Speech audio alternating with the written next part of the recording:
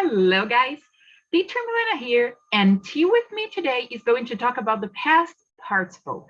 We are going to differentiate when we use it as a verb tense and how we do it, and when we use it as an adjective. But before we get to it, don't forget to share this video with your friends that are studying grammar, that need a boost on their language skills, and to subscribe to the channel so you don't miss any of our Wednesday videos that is going to help you with TOEFL prep, IELTS prep, and advanced grammar. So what is the past participle per se? A past participle is a word that ends in ed or has an irregular form because it is formed from a verb. And it's used as an adjective or to form a verb tense. So basically, the past participle is what we call the third column of the verb. When you look at a verb chart, a verb list, you are always going to see the base form of the verbs, the simple past, and the past participle. And our goal, our focus today is the past participle. When we talk about regular verbs, it's pretty simple because simple past and past participle are the same. Just like we see here, interested, bored, roasted. Our problem is when we talk about the irregular verbs, just like in wrote, written, broke, broken. Okay, so again, irregular verbs require a little bit of attention when it comes to the past participle because the past participle is not the same as the simple past. And how do I use the past participle as an adjective? You probably use it in many circumstances and many situations, and you are not even aware.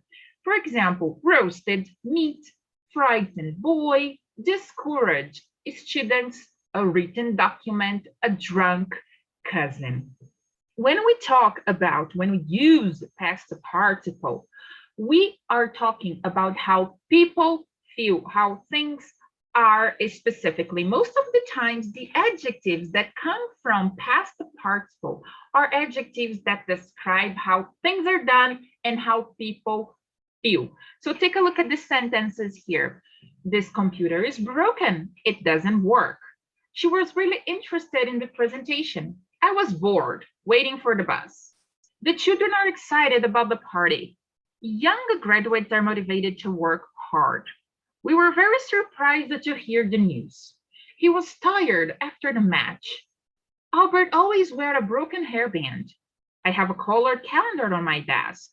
We ate a lot of roasted meat. I do not drink boiled water because of its weird taste. Robert is the most wanted player of the team. Can you tell me in which of the sentences the past participle is not used as an adjective? Can you? Past participle as an adjective, they describe how people feel. I was bored. The children are excited. She was really interested.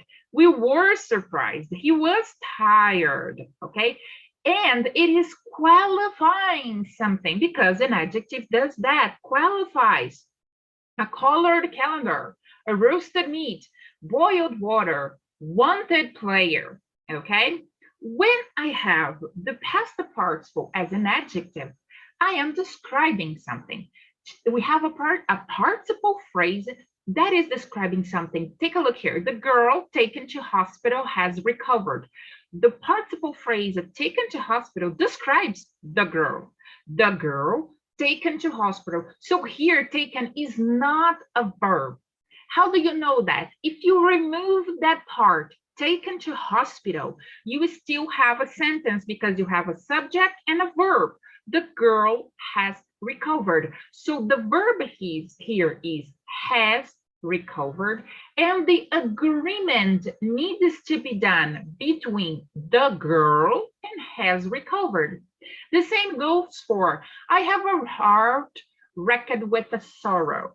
Okay, I have a heart wrecked with sorrow. I have something, what? A heart. And I'm describing this heart wrecked with a sorrow.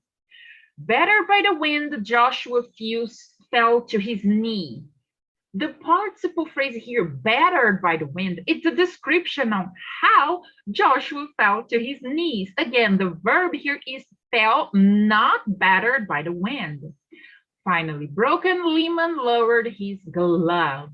Okay, Lehman is the subject, lowered is the verb, and finally, broken is the description, is the participle phrase that is describing Lehman's actions. Okay. When the past participle is used as a verb, it is used most of the times with the perfect tenses. And then we have a present perfect, past perfect, conditional perfect, future perfect, but also the passive voice, past participle as a verb tense. It's important to understand that when we use past participle as a verb tense, we need to take a look, we need to understand about the verb subject agreement, and we need to take a look at how it is done, because when we talk about verb tenses with the past participle, we need something else to work with it.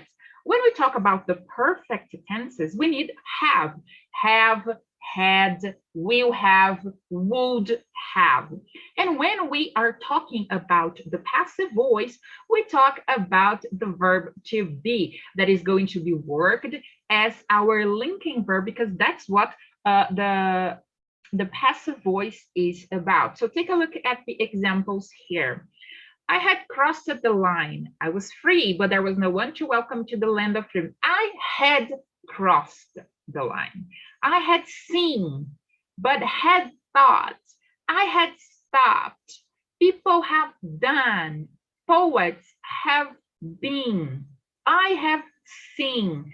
Jenny will have taken. So past participle as a verb requires your auxiliary have when it comes to the perfect tenses, and it requires your verb to be when it comes to the passive voice. So past participle does not come alone when it is used as a verb tense, okay? It is compound verb. You need two things. You need the have, had, will have, would have as your auxiliary, and you need the verb to be when it comes to the passive voice. Is done, is broken.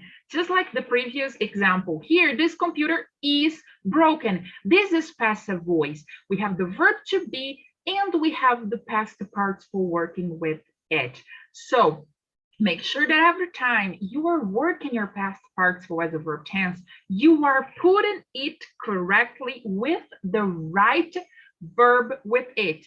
Have, had, will have, would have, or the verb to be that indicates the verb tense of your passive voice.